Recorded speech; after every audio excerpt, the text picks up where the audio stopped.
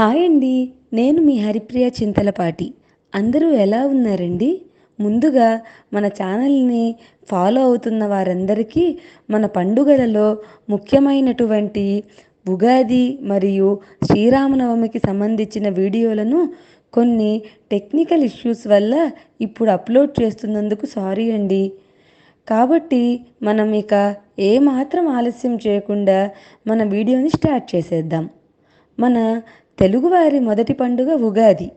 ఎందుకంటే తెలుగు సంవత్సరం మొదలయ్యేది ఈ ఉగాది రోజునే కదండి.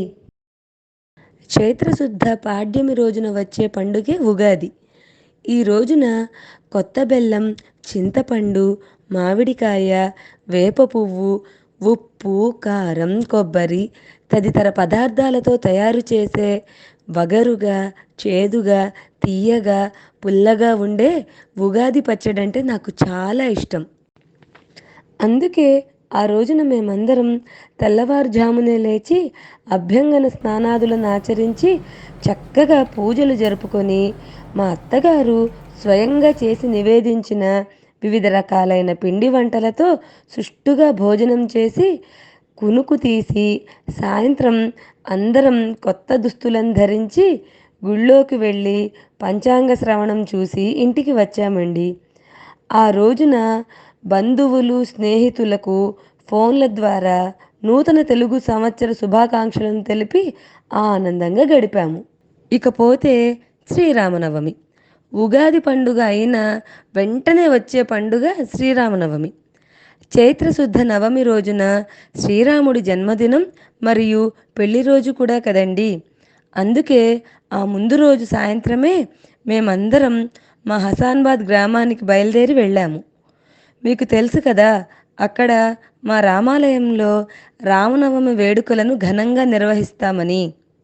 రామనవమి రోజున మా ఆలయంలో పూజలు, సీతారామ కళ్యాణంతో మా ఊరు పులకరించిపోయింది.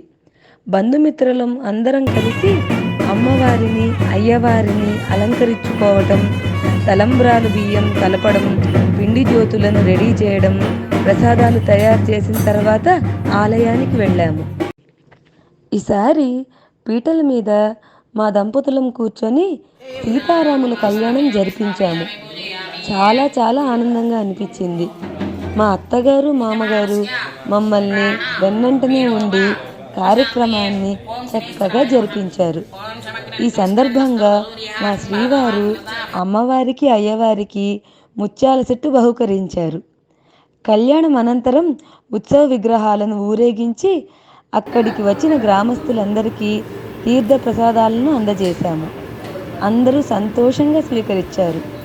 మా అమ్మాయి కూడా ఏమాత్రం అల్లరి చేయకుండా పూజ పూర్తయ్యేంత వరకు చక్కగా కూర్చుంది బుద్ధిమంతురాల్లాగా. తర్వాత పవళింపు సేవ చేశాము. మా బంధువులు, మేము అందరం ఈ కార్యక్రమంలో పాల్గొని చక్కగా పాటలు పాడి స్వామివారికి సేవ చేసుకున్నాము. ఇదండి ఈనాటి మా ఉగాది శ్రీరామనవమి విశేషాలు. మరికొన్ని విశేషాలతో మళ్ళీ కలుద్దాం. ఇట్లు మీ హరిప్రియ చింతలపాటి. జై శ్రీరామ్. మా వీడియోలు మీకు నచ్చినట్లయితే లైక్ చేయండి, షేర్ చేయండి, సబ్స్క్రైబ్ చేయండి.